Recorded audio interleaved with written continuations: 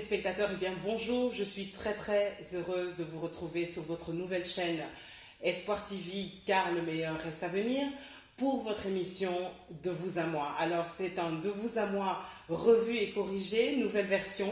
Et pour cette première émission, eh bien j'ai le plaisir de recevoir l'homme de Dieu, le pasteur Marcelo Jérémy Tounassi.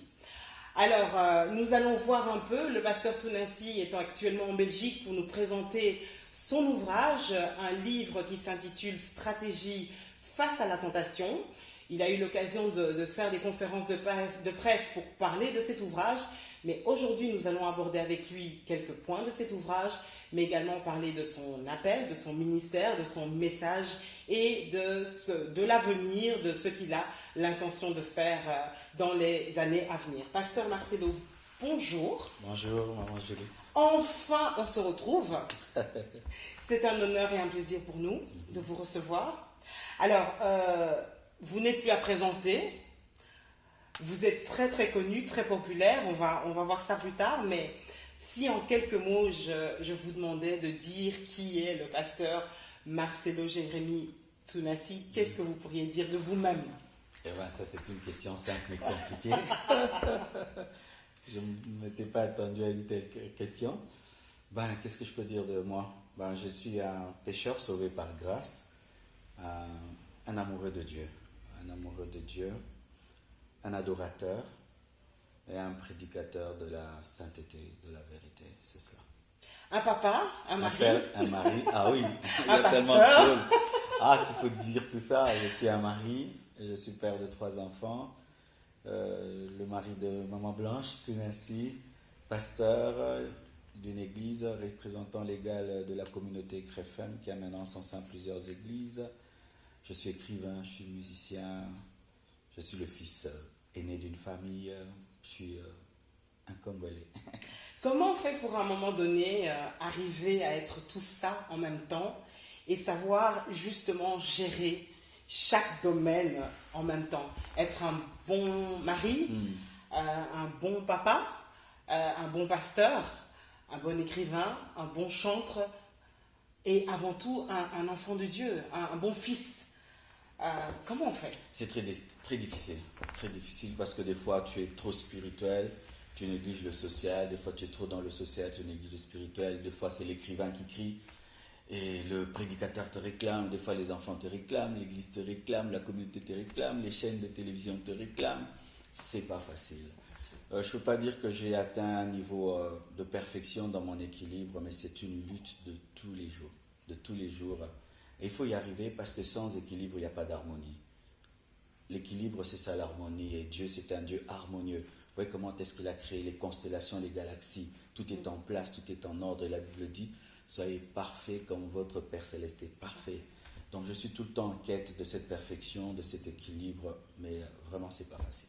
Alors, vous avez vu vos pères, la génération avant vous. Il y a la génération, votre génération et celle qui vient après vous de serviteurs. Quel serait votre bilan par rapport à ce qui se passe maintenant dans le milieu justement des serviteurs de Dieu? Qu'est-ce que vous avez analysé, remarqué, constaté? Il y a 2 choses qui se passent. Donc, il y a des gens qui sont en train de chuter, mais il y a d'autres aussi qui sont en train de se consacrer. C'est le cas d'Élie. Élie a dit, je suis resté le seul prophète. Et Dieu lui a dit, non, il y a 7000 qui n'ont pas fléchi les genoux devant Baal. Mais le problème, c'est que ces 7000 prophètes n'étaient pas célèbres. Alors que, à la fois, il y a le mystère de l'iniquité qui agit, à la fois, il y a la pluie de l'arrière-saison qui se prépare. Je suis en train de vivre 2 mouvements de Dieu qui se produisent. À la fois, il y a des gens qui dévient, mais à la fois, il y a des gens qui se consacrent. À la fois, il y a des églises qui meurent, à la fois, il y a des églises qui grandissent. À la fois, il y a des églises qui stagnent, à la fois, il y a des églises qui progressent. À la fois, il y a des hommes de Dieu qui perdent la vérité. À la fois, il y a d'autres qui se consacrent davantage. Ce sont ces 2 mouvements de Dieu que je vis aujourd'hui. On a l'impression que le réveil dort. Est-ce que vous êtes d'accord avec ça?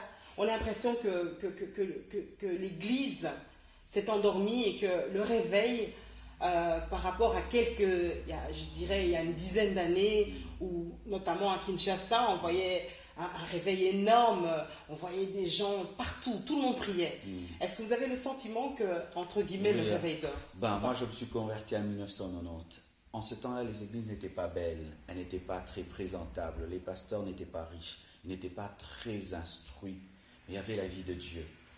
Mais maintenant, les églises sont très belles, climatisées, moquettes, instruments, pasteurs confortables et tout, mais je ne sens pas la pureté de la vie de Dieu que je sentais en ce temps-là. Et je me suis posé cette question, pourquoi? Dieu m'a dit, c'est que la sémence a changé.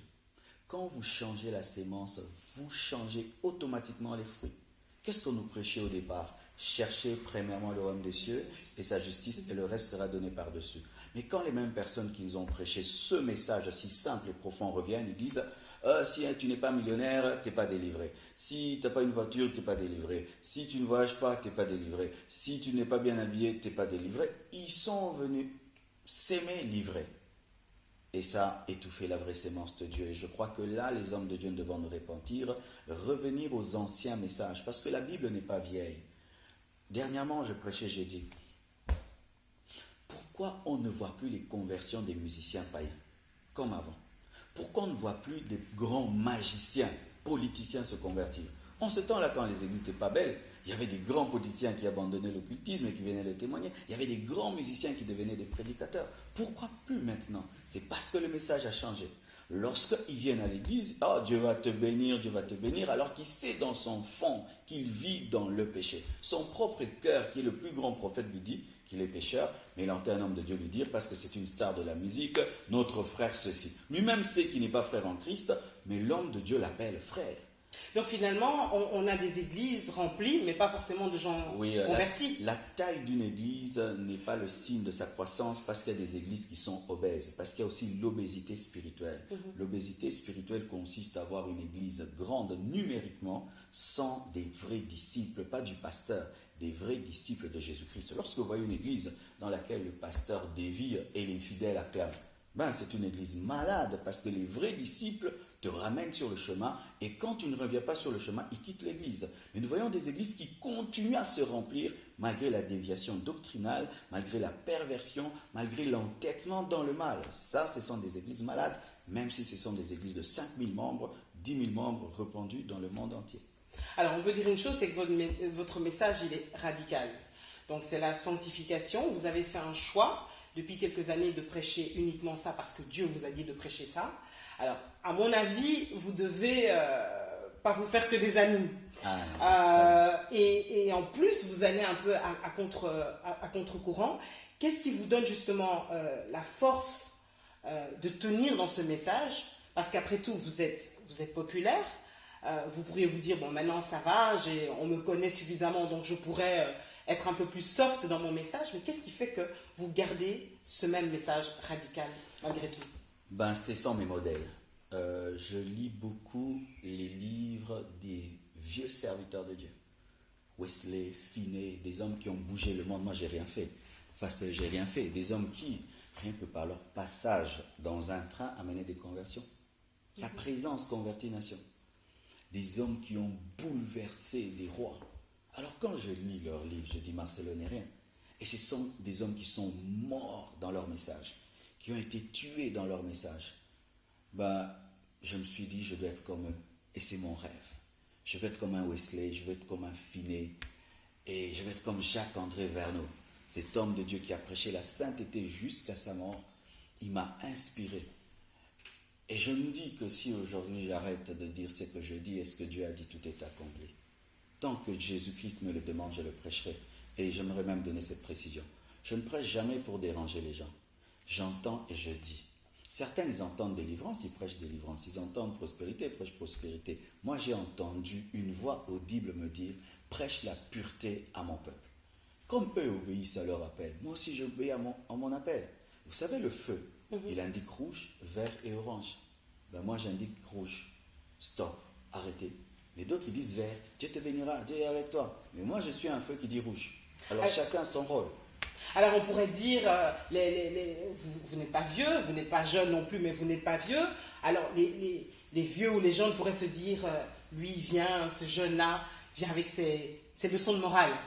Qu'est-ce que vous aimeriez dire à ces détracteurs qui pourraient dire que vous venez faire du rentre-dedans ou bien vous pouvez dénoncer, c'est de la dénonciation calomnieuse, vous faites du rentre-dedans, vous faites de leçons de morale. Qu'est-ce que vous aimeriez dire à ces personnes-là? Mon message, c'est un message de sainteté, mais c'est un message d'amour, un message de puissance et d'équilibre. Parce que je ne prêche pas que répentez-vous. Hein. Les gens qui suivent mes messages sur Internet, je parle de la famille, je parle de l'onction, je parle du Saint-Esprit, je parle de l'Église, je parle de la nation. De ce que les hommes veulent, de ce que les gens d'hommes, des femmes. Et les femmes veulent. Les familles. Nous avons suivi ça. Dans tout cela, le soubassement, c'est la sanctification. Je cherche seulement à être fidèle à mon appel. Des fois, quand je prêche, les gens sont contents, des fois ils sont énervés, c'est surtout les hommes de Dieu qui sont énervés. Mais je crois que dans la vie, on a besoin de quelqu'un qui sonne la trompette pour nous réveiller. Vraiment, sincèrement, j'aimerais pas avoir des gens qui, dans ma vie, tout le temps m'acclament. J'aimerais des gens qui me disent « Marcelo, tu as changé. Marcelo, tu as dévié. Marcelo, tu es devenu orgueilleux. Marcelo, tu es devenu négligent. Marcelo, tu n'es plus profond. » Ça m'aide. D'ailleurs, ce sont les personnes qui nous corrigent et qui nous font mal, qui nous transforment. Vous êtes conscient des risques et vous êtes prêt à aller jusqu'au bout? Oui, je suis très conscient que moi, j'ai déjà un carton jaune sans rien faire. Donc, à la petite bêtise, ce sera le carton rouge. Et il y a des gens qui m'ont déjà dit, j'ai tenu un séminaire sur fuir l'impudicité. Ils m'ont dit, si tu pêches, on va te faire un séminaire fuir l'impudicité 2. Et vous savez, ça m'aide, c'est très important. Ça me concentre. Pourquoi les gens sont aussi méchants? Enfin, je veux dire, quelque part, vous revenez à l'essentiel de la parole de Dieu. Vous êtes en train de dire aux gens, et on va le voir avec le bouquin, ok, il faut prendre conscience de son état, il faut fuir un certain état, il faut fuir le péché. Mais c'est ça la parole. Pourquoi est-ce qu'on vous reproche de le faire en fait? Les hommes n'aiment pas entendre la vérité. Vous imaginez, en ce temps où il y a l'homosexualité, le lesbianisme, en ce temps où il y a le vol, la corruption, la perversion à un niveau, les gens veulent que lorsqu'ils viennent à l'église, qu'on leur dise tout va bien, que Dieu vous bénisse. Mais tous nous savons que les églises sont remplies des pécheurs. Tout le monde sait qu'aujourd'hui, les gens qui vont dans l'église, la plupart ne sont pas convertis. Ce sont des pharisiens qui sont là seulement pour manifester une apparence de religiosité, mais dans le fond, qui ne sont pas convertis. À qui la faute? Je vais vous titiller un peu. C'est la faute de qui? des prédicateurs. C'est la faute des prédicateurs parce que Ninive a attendu que Jonas réponde à son message, à son appel pour se repentir. Lorsqu'on voit Ninive, on peut croire que c'est une ville incrédule. Non, elle est incrédule parce que Jonas a refusé de prêcher la vérité. Dieu vous a repris à un moment donné par rapport à cela, par rapport à un message, peut-être justement le fait que vous n'étiez pas, vous êtes peut-être laissé aller avant de... Quand je n'étais pas connu, parce que là on passe à la télé, on met tout le temps nos vidéos, mais fut un temps, je prêchais la sainteté. Mais après, j'ai commencé à suivre à la télévision certains prédicateurs américains que j'appréciais beaucoup dans leur style, leur manière de faire. Alors, parce que je prêche aussi bien ces messages-là. Et je commence à prêcher ces autres messages. Mais un jour, un de mes fils m'a dit, pasteur, tu as abandonné ton message de sainteté, ça fait des mois que tu ne prêches plus ça. Wow. Et puis j'ai répondu, non, c'est parce que c'est l'équilibre, il faut qu'on prêche tout. Mais quand je suis allé prier, Dieu m'a dit, c'est moi qui t'ai parlé. C'est vrai, il faut prêcher tous les messages, mais toi, tu dois plus prêcher ce que je t'ai dit. Le 3/4 de tes messages doivent être focalisés sur la sanctification et le 1/4 sur les restes, afin d'équilibrer. Avec l'aide de ce frère, il ne le sait même pas, j'ai décidé d'être davantage fidèle. Parce que vous savez, maman, on est humain. Des fois, je dis à Dieu, pourquoi tu ne me donnes pas des bons messages, entre guillemets, qui peuvent donner un peu de jauge? Des fois, j'allais dans des conventions. Les autres prêchent, tout le monde est debout, amen. Les gens jettent l'argent dans les paniers. Toi, quand tu prêches, tout le monde est calme. Ils réfléchissent. Non, tu vois, l'humain aime le feedback. Feedback. C'est-à-dire, ça a l'impact. Tu peux pas me donner aussi des messages comme ça? Dieu m'a dit, tu prêches pas ça. Et il m'est arrivé, des fois, de refuser. Où je viens dans une conférence, je donne les autres messages. Là, tout le monde est heureux, mais moi-même, je suis triste. Je l'ai fait 2 ou 3 fois et Dieu m'a dit, Marcelo, prêche, responsabilise mon église. Dis les choses profondes. Ne prêche pas pour être acclamé, ne prêche pas pour être aimé, ne prêche pas pour qu'on te bénisse, ne prêche pas pour qu'on t'acclame. Sois fidèle. Mais aujourd'hui, j'ai découvert qu'il y a un peuple qui aime le message de la sainteté. Et d'ailleurs, c'est pas que quand je prêche la sainteté, je suis contre la bénédiction. Quand tu vis dans la sainteté, la bénédiction va t'accompagner. Quand tu vis dans la sainteté, l'onction va t'accompagner. J'ai vu des paralytiques qui marchent dans mon ministère, des femmes, dernièrement une femme qui n'avait pas les 2 trompes. Elle m'a témoigné, ça fait 2 mois qu'elle est enceinte. Il y a des guérisons, des miracles, la démonstration de la puissance de Dieu. Mais souvent, je ne mets pas trop les images où Dieu m'utilise dans ce domaine-là. Dieu ne m'a pas encore convaincu de trop en mettre. Mais je vis l'onction de Dieu.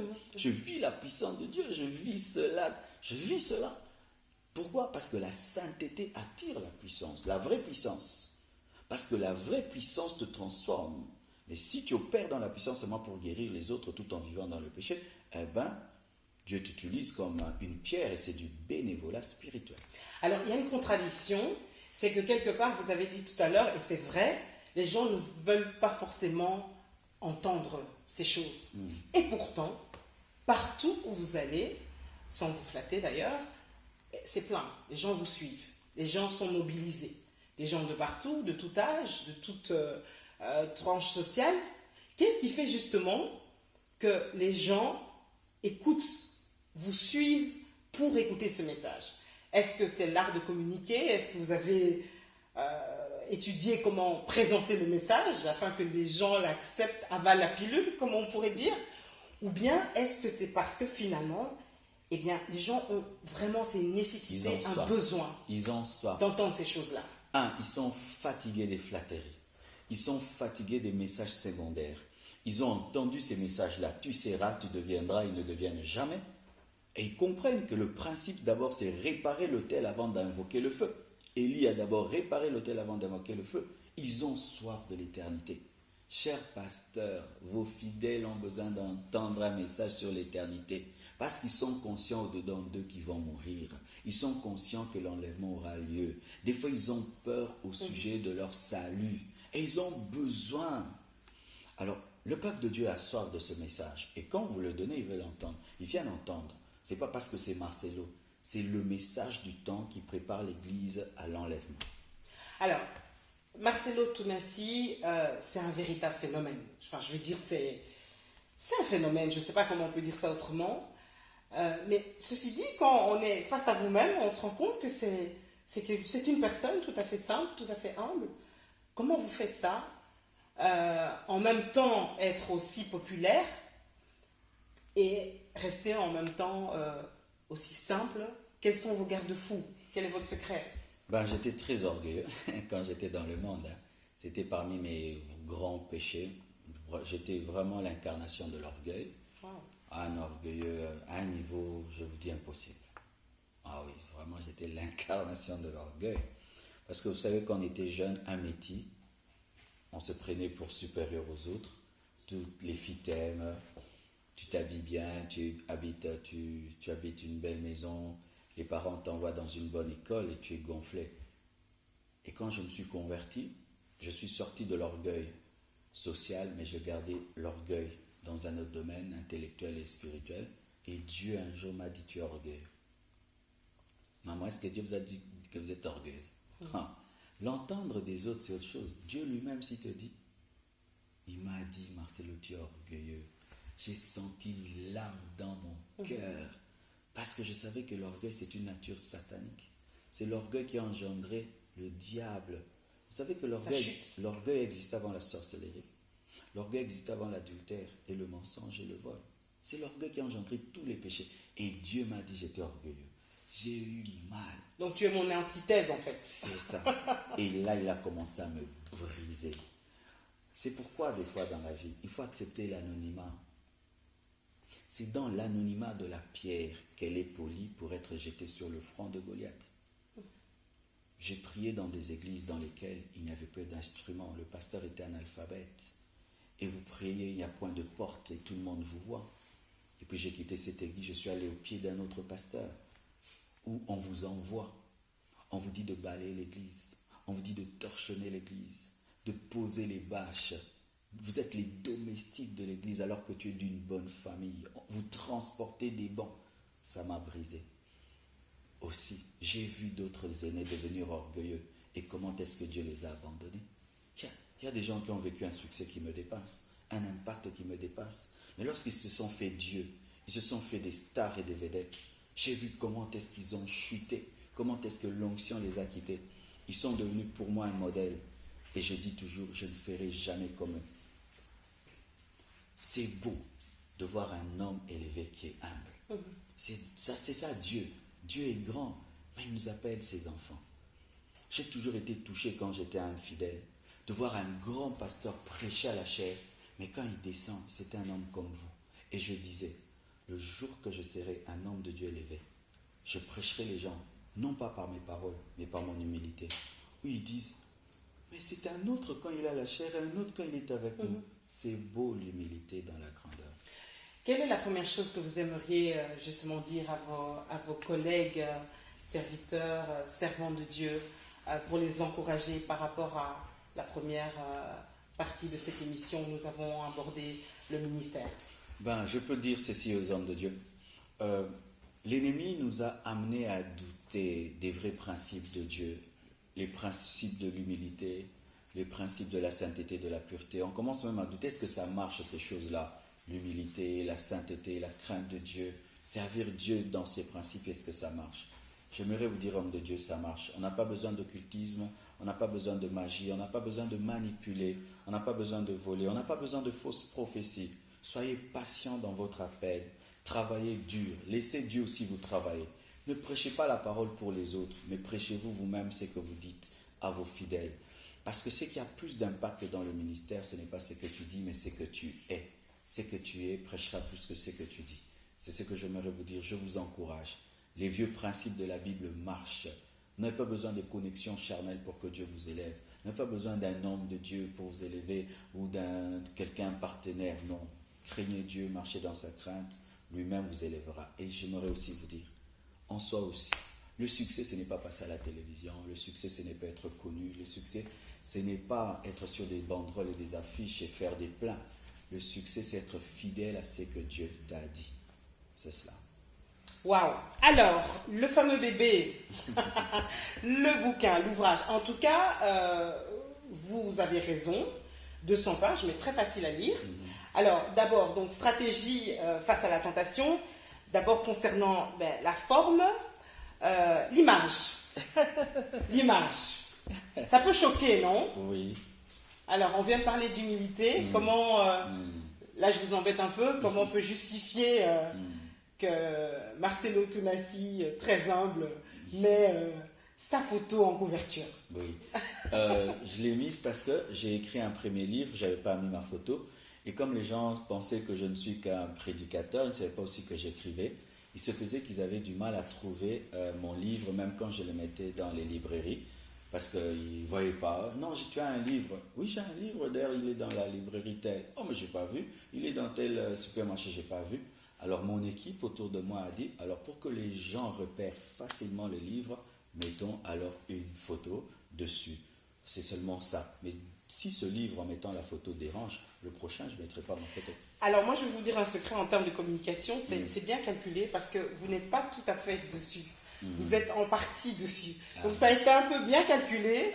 Vous apparaissez, mais vous n'êtes pas en plein dans l'image. Merci beaucoup. C'est un petit détail. Deuxième chose, très intéressant, vous avez fait des gros caractères, donc c'est facile à lire. Et puis, surtout, vous prenez le risque de tutoyer vos lecteurs. Alors, pourquoi? J'ai mis les grands caractères pour que les gens lisent facilement. Et pourquoi tutoyer? Parce que c'est ce que je fais souvent.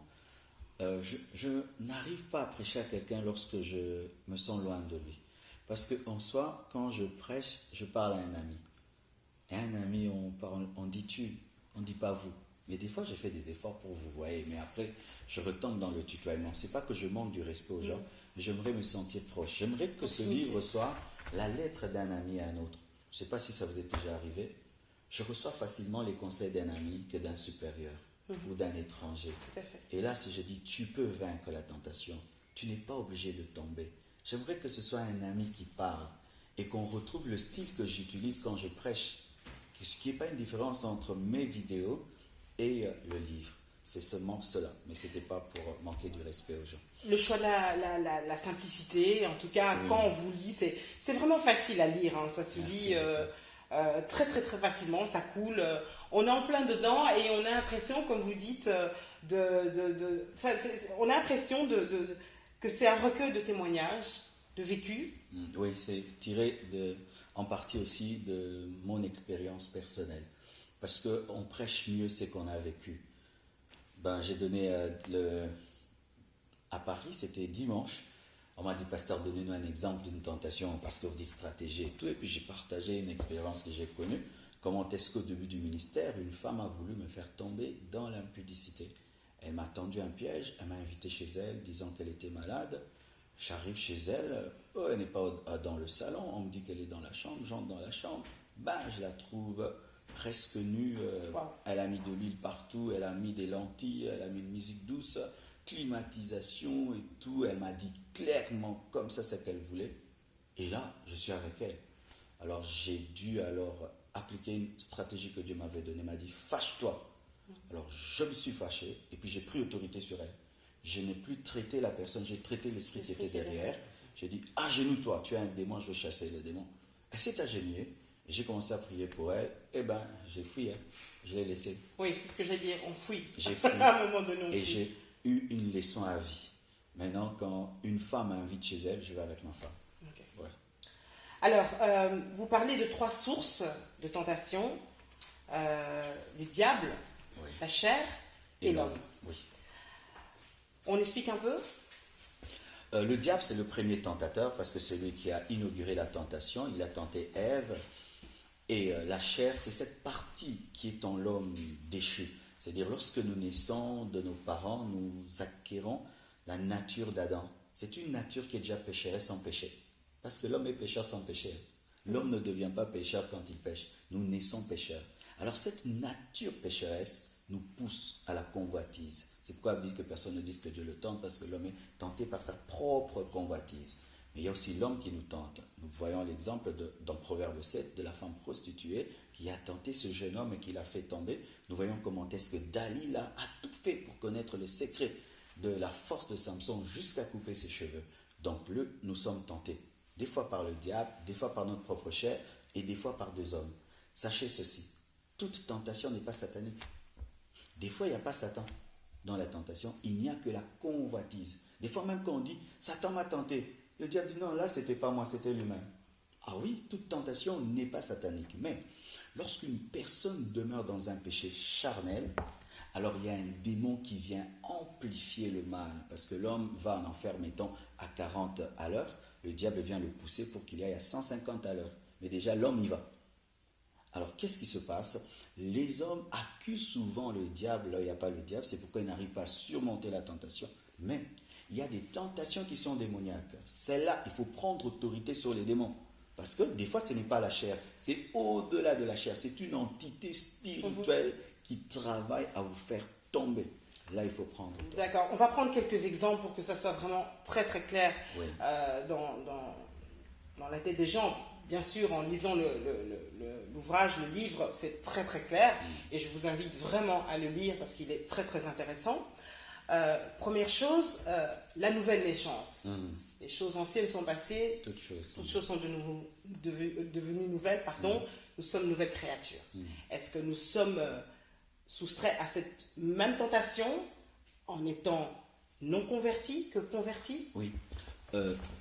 Les païens, moi je me dis que Satan ne les tente pas, mais il les roule tous les jours dans la farine, tous les jours parce qu'ils sont à lui. Mais Jésus, Fils de Dieu, par essence, a été tenté en toutes choses. Alors si nous qui sommes des fils de Dieu par adoption, nous serons aussi tentés en toutes choses. La nouvelle naissance n'élimine pas la tentation. Parce que la Bible dit, veillez et priez parce que votre adversaire, le diable, rôde. Malgré que vous êtes des chrétiens, il rôde cherchant qui dévorer. Vous savez pourquoi encore les chrétiens tombent? C'est à cause de cela. Comme je suis chrétien, Satan m'a oublié. Comme je suis chrétien, donc je suis parfait. Non, même si tu es chrétien, il y a le vieil homme en toi qui tous les jours va combattre ta nouvelle nature. C'est pourquoi nous devons prêcher à l'église sur le brisement et sur la crucifixion. Imaginez, maman, quelqu'un se convertit, mais il sent en lui une lutte qui le ramène dans sa vie païenne. Mais vous êtes tout le temps en train de dire, tu vas te marier, tu vas voyager, tu vas te marier, tu vas voyager. J'ai besoin qu'on me mette dans une salle d'urgence, me donner des vitamines B, des vitamines C.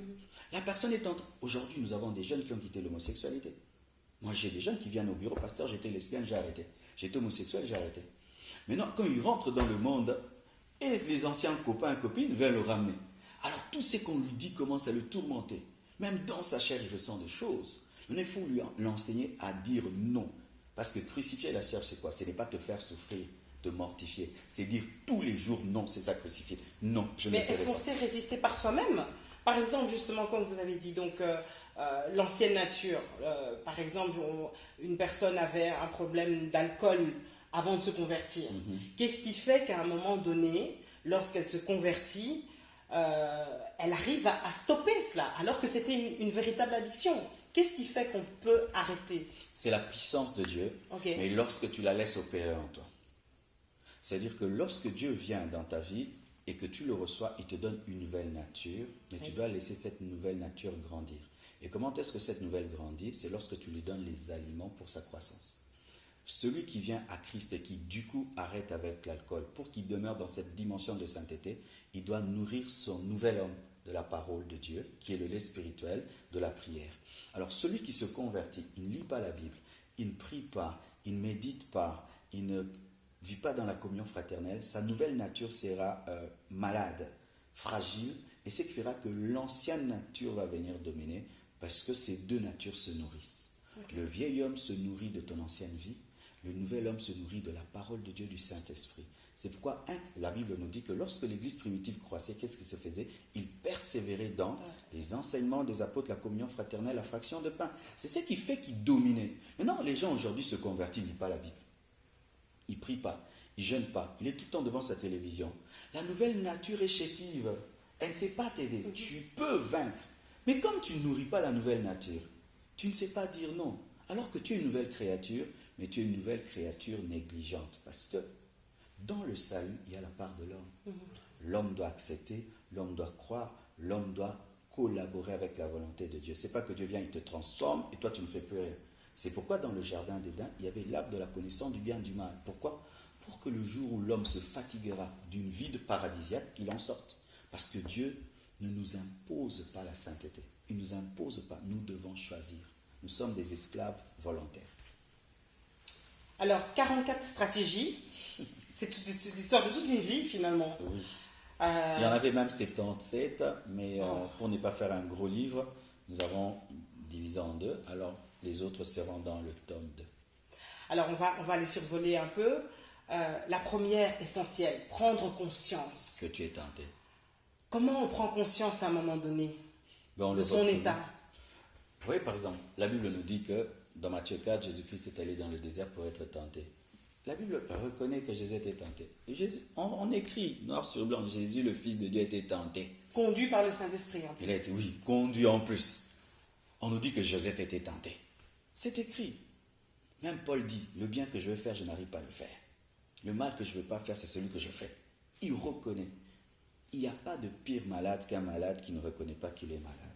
Si tu veux vaincre la tentation, tu dois reconnaître que tu es tenté. C'est pourquoi Dieu dit à Adkaya, le péché se couche à ta porte et ses désirs se portent vers ton cœur, mais toi domine sur lui. Il dit, reconnais que tu es tenté. Et lui dit non, il n'a pas reconnu ça. Il est allé jusqu'au bout. Pour vaincre la tentation, il faut reconnaître. C'est ainsi qu'il y a des gens qui viennent te voir, pasteur, je n'ai pas encore péché, mais je sens que si ça continue comme ça, dans une semaine, je vais tomber. Prie pour moi. Tu pries pour lui, tu le conseilles, puis il ne tombe pas. Parce qu'il a reconnu qu'il était tenté.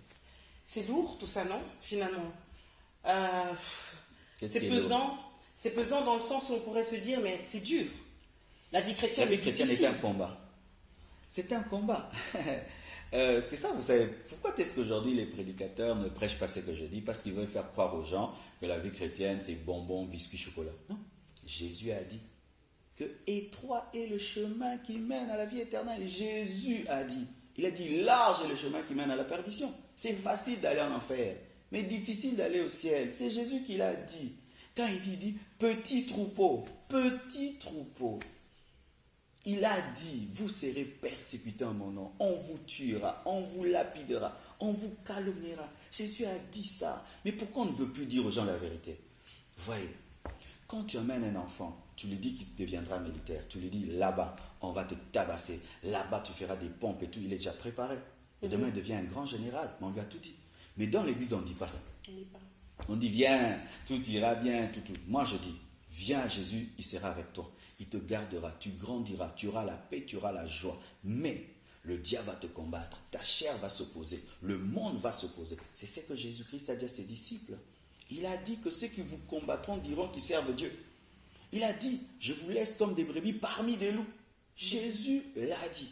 Mais je vous donne le pouvoir de marcher sur les scorpions, sur les serpents. Mais Jésus nous a révélé que la vie chrétienne est un combat. Et c'est un combat. Alors, il y a tentation, il y a épreuve. On fait souvent l'amalgame entre les deux, on confond. Dieu peut nous éprouver. L'épreuve vient de Dieu pour nous rendre meilleurs. La tentation vient du diable, vient de la chair et vient des hommes charnels pour nous rendre pires.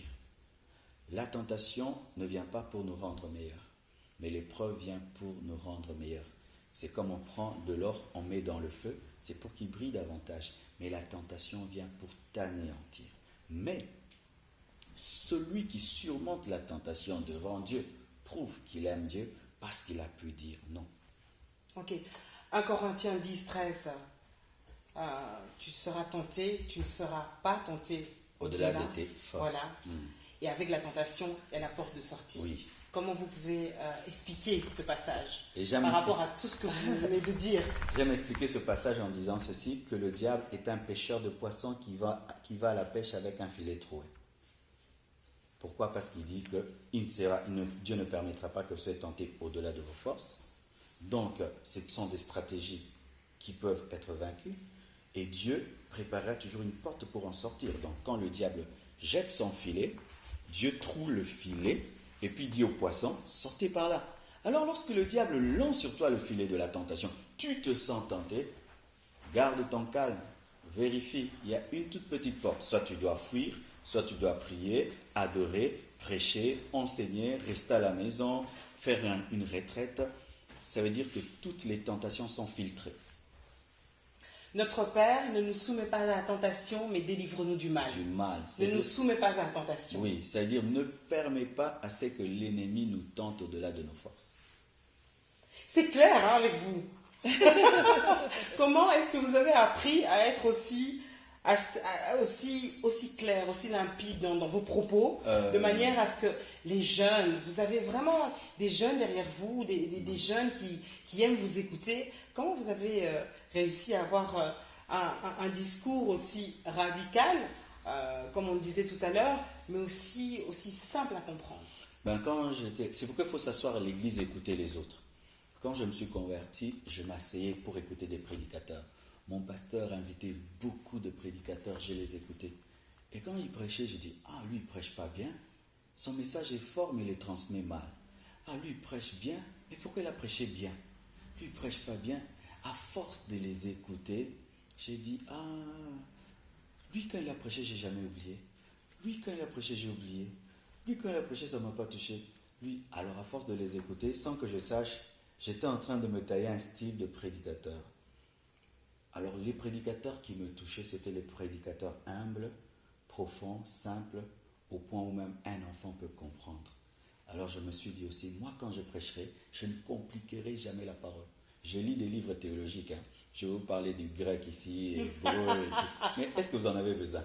La superficie de Corinthe. Est-ce que vous avez besoin de la superficie de Corinthe? Non, pas besoin.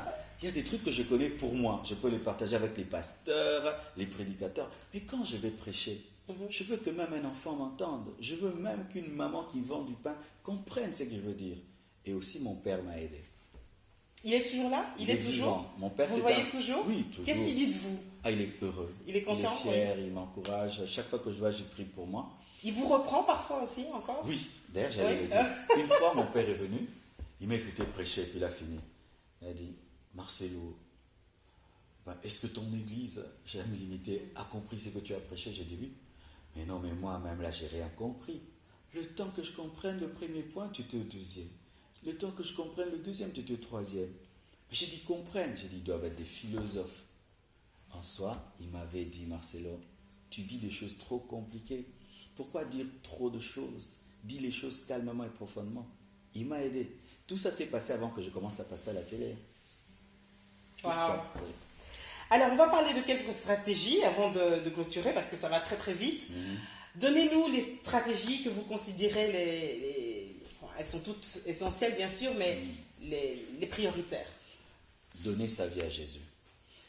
Sans la nouvelle naissance, toutes ces stratégies, ce n'est que la loi, ce sont des efforts humains. Et je dis qu'il est impossible que le léopard de lui-même ne puisse transformer son pelage, parce qu'il est créé tacheté, et seul son créateur peut changer son pelage. Ça part lorsqu'on transforme son pelage, c'est de conserver la beauté de son pelage. Il faut naître de nouveau, il faut acquérir la nouvelle nature qui te donne la force de te sanctifier. La sanctification n'est pas la part des païens, c'est la part des enfants de Dieu. Ça, c'est le plus grand principe. Il faut naître de nouveau. Pour celui qui est déjà né de nouveau, il faut vivre en communion avec Jésus et en communion avec le Saint-Esprit, parce que le Saint-Esprit ne te conduira jamais vers la chambre basse, il ne te conduira que vers la chambre haute. Aucun homme dirigé par le Saint-Esprit ne s'est retrouvé dans le péché, parce que le Saint-Esprit ne peut jamais t'amener dans le péché. Il vient pour glorifier Jésus en toi. Donc c'est ce que je peux dire comme principe très important. Vous parlez également de la connaissance, l'importance de connaître. Nous sommes dans une société où les gens n'ont plus trop l'occasion d'apprendre. On ne lit plus forcément, on ne se documente plus forcément. Une société tout fait, tout est fait, du quick, du fast, et beaucoup de dilué aussi. Beaucoup d'informations, mais pas toujours l'essentiel. Comment justement, dans ce contexte où l'Église est livrée à elle-même, beaucoup dans l'Église sont livrés à eux-mêmes, le peuple est livré à lui-même, faire en sorte qu'on puisse l'encadrer, le former et lui apporter cette connaissance. Il faut que les hommes de Dieu enseignent plus qu'ils prêchent. Parce que maintenant, il y a beaucoup de prédicateurs, pas suffisamment des enseignants. L'enseignant explique et le prédicateur déclare. Il faut peu déclarer et beaucoup enseigner. Vous allez voir que les disciples étaient fondés dans les enseignements des apôtres, pas dans les prédications des apôtres. Le problème aujourd'hui, c'est que beaucoup de gens se nourrissent des prédications au lieu de se nourrir des enseignements qui contiennent des prédications. Il faudrait que les hommes de Dieu puissent inculquer un esprit de l'enseignement. Eux-mêmes doivent aimer l'enseignement. Enseigner systématiquement et graduellement la parole de Dieu. Aussi, les fidèles doivent sortir de la négligence et de la paresse spirituelle. Ils ne lisent plus la Bible, ils ne cherchent plus Dieu, ils vont courir derrière les prophètes. Dans le Nouveau Testament, on ne cherche pas un prophète. C'est dans l'Ancien Testament qu'on cherche un prophète pour connaître la volonté de Dieu, parce que tous n'ont pas le Saint-Esprit. Aujourd'hui, dans l'Église, lorsque tous nous avons l'Esprit, on ne cherche pas un prophète. Dans le Nouveau Testament, montrez-moi dans la Bible, là on parle de consultation prophétique. C'est ce qui rend les fidèles paresseux. Ils ne cherchent plus Dieu pour eux-mêmes, ils attendent qu'un homme de Dieu prie pour leur dire Dieu m'a dit, Dieu m'a dit. Non. Dans le Nouveau Testament, tu pries Dieu, Dieu te parle, et pour te confirmer ce qu'il t'a dit dans le secret, il suscite un prophète qui vient te confirmer ce que Dieu a dit. Mais ce n'est pas qu'il y a une file des gens devant un homme de Dieu. Toi, Dieu a dit, toi, Dieu a dit. C'est l'Ancien Testament, ce n'est pas dans le Nouveau Testament. Ça affaiblit la connaissance dans l'Église. Le futur, qu'est-ce que vous aimeriez accomplir selon ce que Dieu vous a dit de faire dans un futur proche, plus ou moins proche? J'aimerais avoir une école biblique charismatique. Aujourd'hui, l'église de réveil est devenue faible parce que les protestants ont leur théologie, l'église catholique a sa théologie, mais les églises de réveil n'ont pas d'école théologique, ce qui fait que chacun prêche ce qu'il veut. Vraiment, mon rêve, c'est que Dieu m'aide à avoir une école théologique charismatique où les gens étudient pendant 5 ans, où les prédicateurs sont formés et qu'on cesse de prêcher chacun ce qu'il veut, qu'il y ait des normes et des gens qui suivent. Et là, je suis en train de préparer la sortie de mon album parce que je chante. À la fin de l'année, il y a un album qui va sortir rempli de cantiques d'adoration. Il y a tellement de projets, tellement. Ouais. On est déjà arrivé à la fin. Ah, déjà. Pasteur Marcelo Tounassi, quel serait votre mot de la fin pour le public d'Espoir TV, s'il vous plaît? Je bénis Dieu pour le niveau de l'émission, la préparation de l'émission, le temps que vous avez pris à préparer vos questions. C'est très important parce que la nature des questions détermine la nature des réponses. Lorsque les questions sont hautes, les réponses sont également hautes. J'ai beaucoup apprécié cela, Merci. Le sérieux Merci. que vous prenez dans ce travail et que Dieu vous bénisse. Ce que j'aimerais dire à tous ceux qui me suivent, je ne suis pas une star, je ne suis pas une vedette, je suis un frère comme vous, je suis un enfant de Dieu comme vous. Si des fois certains de mes messages vous ne les comprenez pas encore, prenez le temps de prier et Dieu vous éclairera priez beaucoup pour nous parce que le combat est réel. Merci beaucoup. Que Dieu bénisse. En tout cas, ce n'est pas la dernière fois, je l'espère. Yes. Je vous souhaite un bon retour à Kinshasa. Votre séjour en Belgique, ça s'est bien passé? Oui, j'ai beaucoup aimé. Et puis j'étais aussi à Paris. À Paris. J'ai présenté le livre à Bruxelles. Et à Paris, je suis vraiment très heureux. Ça s'est très bien passé. Beaucoup de succès en tout cas à vous et que Dieu vous garde. Merci Pasteur beaucoup. Tounassi. À vous aussi. Merci. Voilà, nous sommes arrivés au terme de cette émission. En tout cas, il est certain que vous aurez eu l'occasion, je pense, de découvrir le pasteur Marcelo Jérémie Tounassi autrement. On se retrouve très très bientôt pour un autre De vous à moi. En attendant, n'oubliez pas, Jésus doit rester votre priorité, notre priorité. Bye bye.